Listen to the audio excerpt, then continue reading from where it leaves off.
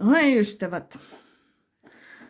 No, mä en oo pitkilleen tehnyt tässä videoita. Mulla on ollut vähän kaikenlaista bisneksiä ynnä muuta. Tällä hetkellä ajatukset on siinä, että yhteiskunta, mitenkä meitä kohdellaan ihmisiä. Ja se, että rikollisuus nuorten piirissä on huomattavasti kasvanut. Ja kysymys kuuluukin näin. Mitenkä virkavalta voi estää sen? I don't know. Toinen. Mihinkä laittaa semmoset, jotka on pahasti huumeriippuvaisia ja jotka ovat ongelmissa omien asioittensa kanssa?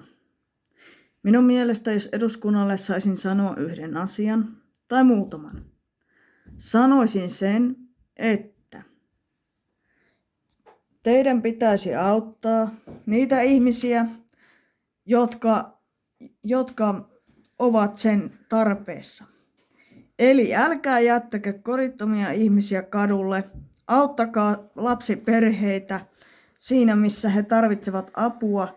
Auttakaa myös semmoisia ihmisiä, jotka ovat hädän ja avun tarpeessa. Itse olen miettinyt sitä suuresti, jos olisin työkykyinen ihminen.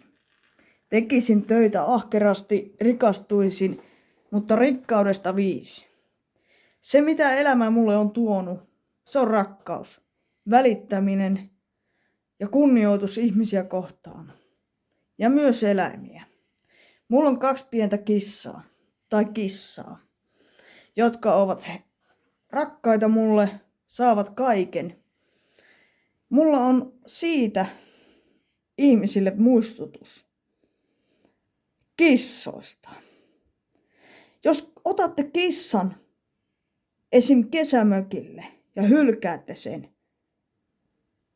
mitäs te tekisitte, jos teidät hylättäisiin jonnekin? Laitettaisiin Siperiaan vittu, köytettäisiin ja laitettaisiin sinne.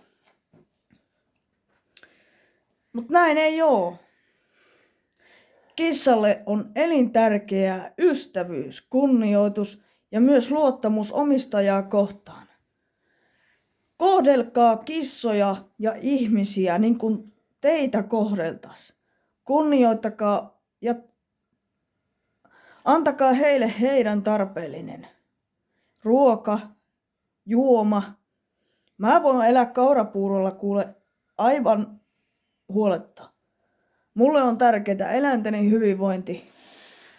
Mulla on 2 bengalikissarotua. Norjalaista ja bengalikissa. Ne on aivan kauniita kissoja. Ja ne on sisaruksia. He ovat mulle tärkeitä. Niin kuin on ihmiset, ystävät, jos niitä on.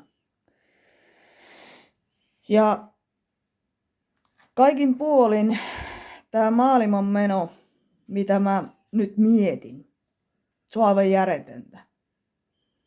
Mitä vittua te haluatte sillä, että tuhotte elämänne jollain vitun pirillä ja pillereillä? Menkää hoitoon. Ja hankkikaa apua, ottakaa se apu vastaan, jos teille niin sitä tarjotaan. Koska jos te ette ota sitä apua vastaan, silloin te ette saa sitä. Mullakin on ollut hankalia elämäntilanteita vittu monessa vaiheessa. Mut hei, mä oon tässä hengissä elossa niin pitkään kuin mä vaan elän. Ja vaikka mulla on vihamiehiä, niin mä en niitä pelkää. Mut hei, mun motto on se. En väitä sitä, ettei mulla olisi ongelmia. Mulla on monia omia ongelmia, mitä mä en teille voi edes kertoa. Mut äiti ja isä, jos te näette tämän videon,